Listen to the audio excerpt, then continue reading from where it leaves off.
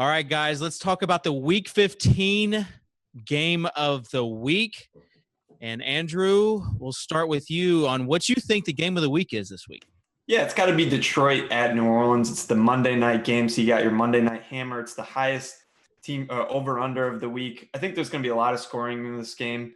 The first guy that I'm looking at, who I'm having a tough time deciding on, is Calvin Johnson, and I think he's a big decision point this week because he might be the most heavily owned wide receiver. At this point, it's pretty well known that you want to attack the New Orleans defense, and I think everyone still thinks of Calvin as if he had that upside that he had a few years ago. And the problem I have with him is we just haven't seen it this year. I don't know if he's hurt.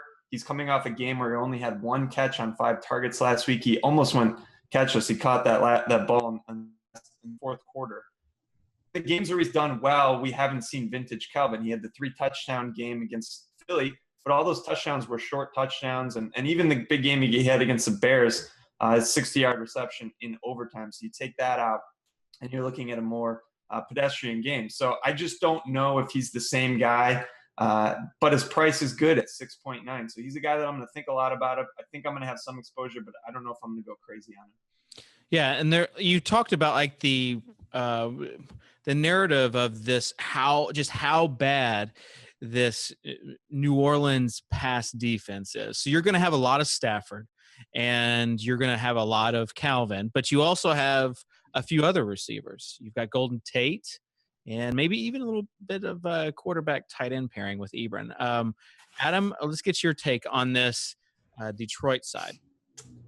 Yeah, I mean, Golden Tate has seen more targets than Calvin has over the last month. I mean, Golden Tate's up at 9.7 targets per game during that span. I think Calvin at this point in his career, like, it's not necessarily an injury or anything. Like, dudes get old, and like Calvin is not threatening defenses over the top anymore. He is a possession receiver. We've seen it happen to everybody. It's kind of like the role that Larry Fitzgerald is playing. I think Calvin can certainly pay off his 6.9 salary with that kind of usage, and I do not expect him to be shadowed by Delvin Breaux. I think Delvin Breaux will stay on his side, and that'll allow Calvin to see plenty of DFS MVP Brandon Browner. So, I'm fine with Calvin. I'm not playing him in tournaments because I think he'll be high owned and doesn't have as high of a ceiling as people think. But I'm perfectly fine with Calvin. I know you mentioned Ebron, with Brandon Pettigrew out for the year. Ebron's role is certainly secure. What's not secure is his ability to catch the football, his ability to get open. So Ebron scares me, but most of the tight ends scare me this week unless you're willing to really pay up to the Olsen or Jordan Reed tier.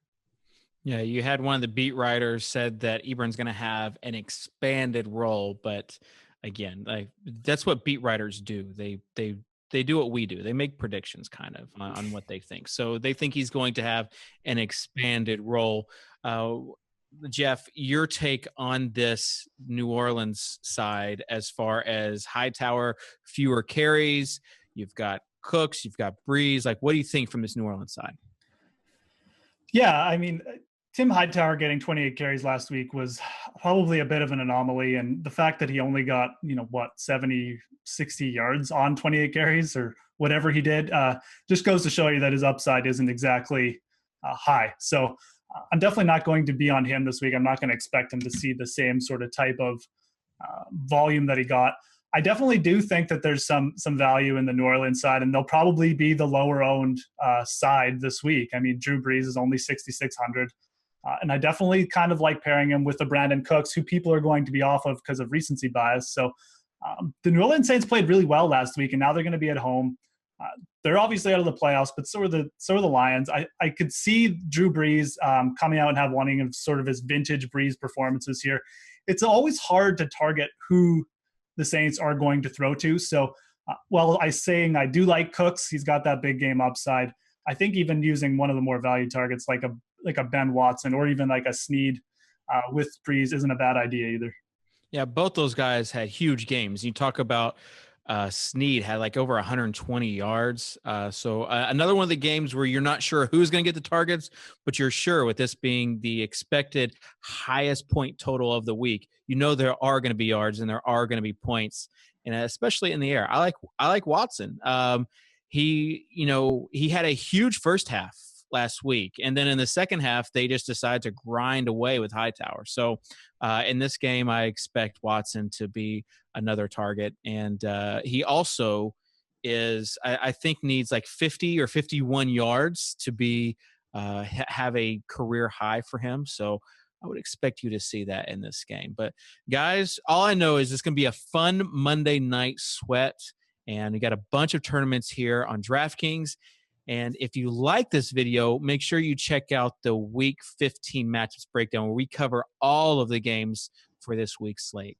So on behalf of Geoff, Andrew, and Adam, I'm David, and we will see you next time.